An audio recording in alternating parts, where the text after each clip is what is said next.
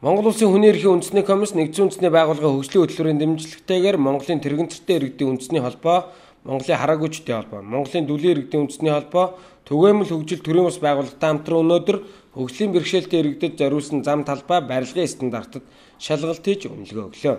Ер нь нэг үеийг бодвол сүүлийн жилүүдэд юм хийгдэж байна. Огт байхгүй байхад стандарт шаардах тухай ойлголт ерөөсөө байхгүй байгаа шүү дээ.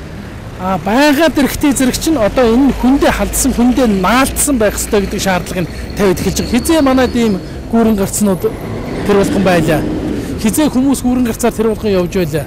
Одоо гүүрэн гарцтай тэгээд бүр ийм лифттэйгээр барьж штэ. Гагцсан энэ тэр болгон ажиллахгүй байгаа. За энэ бол сүүлийн хэдүүлрүүдэд би ажиллаад байгаа 100 аж ахуйн ямарга одоо ингэ цөмөрөө очиод үзнэ. Тэгээд зэрэг нэгэнт хөрөнгө гаргаад нэг зориулж байгаа бол тэр хүндээ одоо наалтцтай тэр хүндээ хүртээмжтэй тэр хүнийхээ хэрэгцээ шаардлаганд нийцсэн л байх ёстой байхгүй юу? Хоёрын хооронд хөрөнгө зараад ямар хэрэг байх вэ тийм ээ?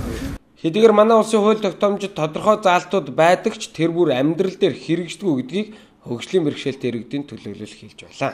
Харааны бэрхшээлтэй хүн яг эндээгээр одоо нөгөө бас тэмдэгчтэй зам, товор зам байхгүй л байна. Тийм. Та усаа энэ лифтэн гарцаар ингээ гараад ирлээ. Тэгэхээр одоо яг энэ орж гарахад ер нь бууж суухад ер нь ганцаараа тохиолдолд ер нь хэр хүндрэлтэй байна. Лифтний яг сая орох хэсгийн босго мараа 6 см өндөр байсан. 7 см гарантай байна. Стандартаар бол 2.5 см-с баггүй өндөртэй байх хэрэгтэй л да.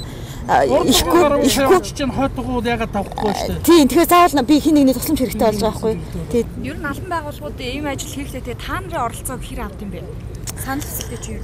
Яг уу зарим байгууллагууд устгаж асууж байдаг. Стандарт бид нар ийм хийх юм аа. Стандарт нь ямар байдгүй гэд бид нар зөвлөгөө өгдөг. Тэгтээ одоо тийм их оролцоотой гэж бас хэлмээрг байна. Ухааны хөгжил нийгмийн хамгааллын яамнаас энэ тал дээр анхаарал хандуулан ажиллаж Улаанбаатар хотыг хөгжлийн бэрхшээлтэй иргэдэд нээлттэй хот болгохыг зорин ажиллаж байгаажээ. Тэгэхээр 2010 оны хүн ам орон сууцны толгойд Монгол улсад хөгжлийн бэрхшээлтэй 108,000 гаруй хүн байна гэж гарсан. Үүний хамгийн нэгдүгээрт нь 20 гаруй мянга буюу хөдөлгөөний бэрхшээлтэй хүн бол нэгдүгээр байранд орж байгаа. Хоёрдугаарт бол 12,000 гаруйгаар сэтгцийн бэрхшээлтэй хүмүүс орсон.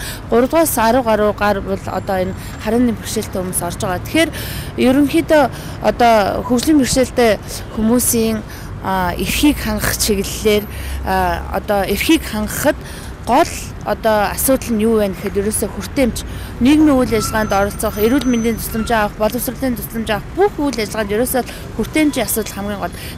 Зам талбайг сүүлийн жилүүдэд зориултын дагуу хийж байгаа боловч эдгээр иргэдэд наалдсан тэдний шаардлагад нийцүүлсэн байдлаар хийхгүй байгааг хүний эрхийн үндэсний комиссийнхан онцолж байлаа.